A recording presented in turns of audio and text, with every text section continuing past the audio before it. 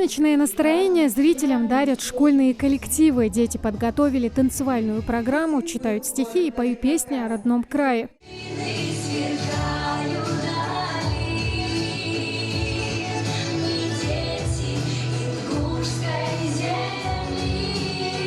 День ингушской государственности отмечается ежегодно 7 июля. Именно в этот день, в 1924 году, была образована Ингушская автономная область с центром во Владикавказе. Она просуществовала 10 лет. Исторические хроники рассказывают о том, что начиная с 1761 года в городе Кизляр велись активные переговоры ингушских старшин с представителями русской администрации о вхождении ингушей в состав России. Закончились они весной 1770 года принятием присяги на верность российскому государству. Происходило это событие вблизи крупного предгорного села Ангуш.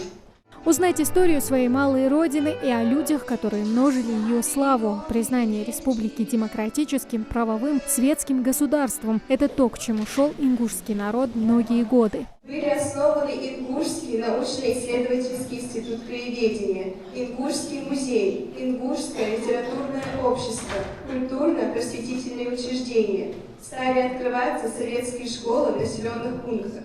Путь к становлению государственности оказался непрост. Тем не менее, сегодня Ингушетия считается одним из самых стабильных и стремительно развивающихся субъектов страны. Все сливается и воспринимается просто как одна большая страна, но нельзя никогда забывать о том, как много народов живет среди нас, и что у каждого из них своя особенная история. Вот эти 100 лет, которые мы сегодня праздновали, очень много всего произошло, и я безумно горжусь этим.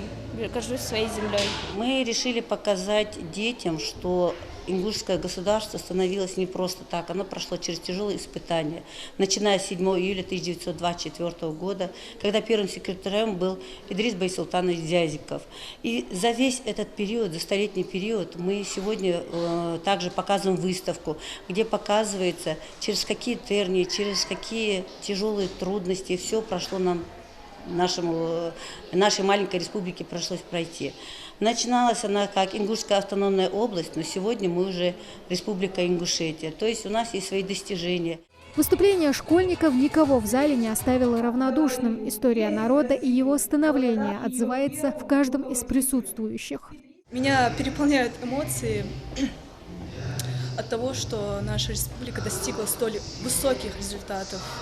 Желаю Ингушетии процветания и счастья. Проведение подобных мероприятий, конечно, имеет важное значение для всего населения нашей республики, безусловно. Но прежде всего это важно для нашего подрастающего поколения, потому что очень важно, что наши дети, подрастающее поколение с самых юных лет, чтобы они знали, как это все происходило. И очень подробно и хорошо сегодня ведущие объясняли весь этот путь.